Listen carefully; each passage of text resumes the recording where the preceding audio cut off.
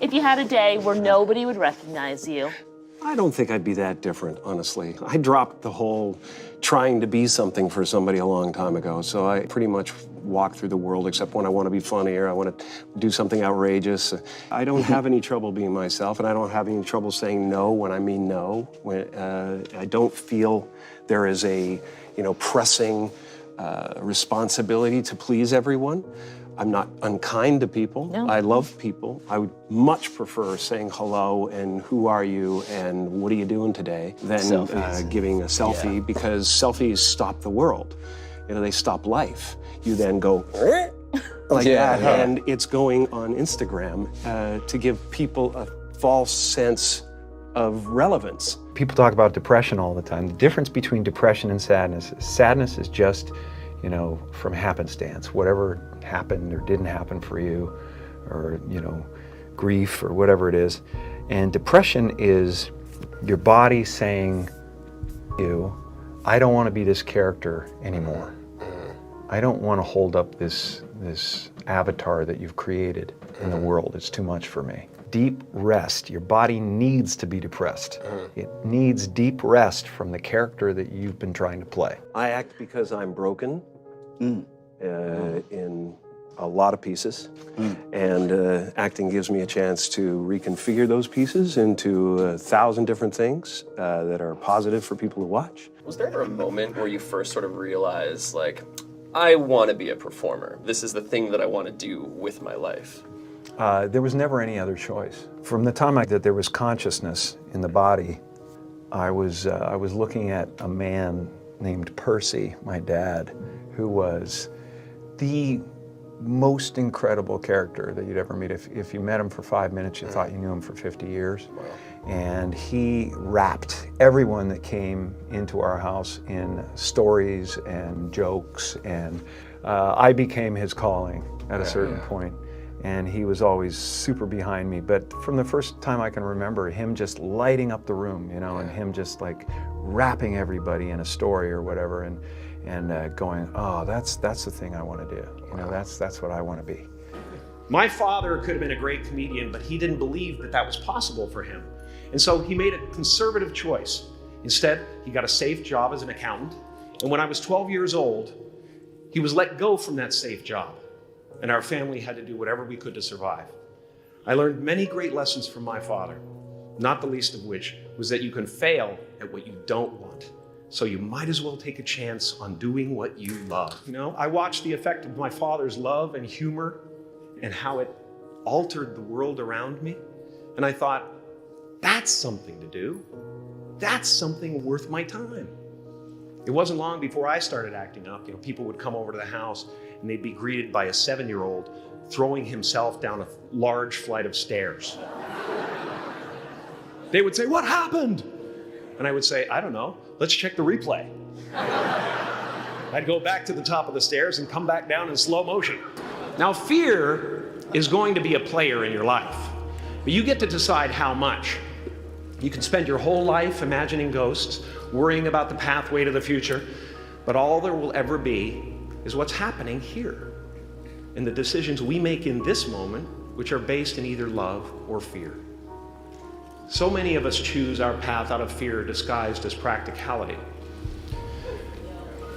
What we really want seems impossibly out of reach and ridiculous to expect, so we never dare to ask the universe for it. When I was about 28, after a decade as a professional comedian, I realized one night in LA that the purpose of my life had always been to free people from concern, just like my dad. The only one I hadn't freed was myself, and that's when my search for identity deepened. I wondered who I'd be without my fame. Who would I be if I said things that people didn't want to hear? Or if I defied their expectations of me? And that piece that we're after lies somewhere beyond personality, beyond the perception of others, beyond invention and disguise, even beyond effort itself. You can join the game, fight the wars, play with form all you want. But to find real peace, you have to let the armor go. Your need for acceptance can make you invisible in this world. Don't let anything stand in the way of the light that shines through this form. Risk being seen in all of your glory. Your job is not to figure out how it's going to happen for you, but to open the door in your head. And when the door opens in real life, just walk through it. And don't worry if you miss your cue, because there's always doors opening. They keep opening. And when I say life doesn't happen to you, it happens for you, I really don't know if that's true. I'm just making a conscious choice to perceive challenges as something beneficial so that I can deal with them in the most productive way. You'll come up with your own style. That's part of the fun. You are ready and able to do beautiful things in this world. And after you walk through those doors today, you will only ever have two choices: love or fear. Choose love, and don't ever let fear turn you against your playful heart. What's happening right now inside everybody is they're going, who am I? And they're depressed. People go like, oh, Jim's been depressed and stuff. Well, yeah, I was depressed when I was trying to be the Wizard of Oz. But now I know that Oz is a character. You know, I think everybody deals with that. Everybody walks around and they go like, why am I depressed? Well, it's because you're trying to be something for the world, you know? And as soon as you let that go, better things happen because they're just happening. Right? It's not, now it's just sadness. Sadness comes, happiness comes. It's the weather that flies by in the sky. It doesn't sit on you long enough to drown you. A few months ago, I woke up and I suddenly got it. I understood suddenly how thought was just an illusory thing, and how thought is responsible for, if not all, most of the suffering we experience. And then I suddenly felt like I was looking at these thoughts from another perspective. And I wondered, who is it that's aware that I'm thinking? And suddenly I was thrown into this expansive, amazing feeling of freedom from myself, from my problems. When I go to sleep at night, I'm not just a guy going to sleep. I'm two-time Golden Globe winner Jim Carrey going to get some well-needed shut-eye. And when I dream, I don't just dream any old dream. No, sir.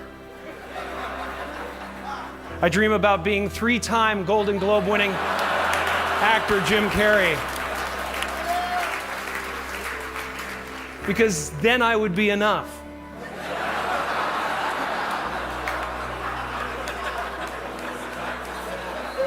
It would finally be true. And I could stop this terrible search for what I know ultimately won't fulfill me.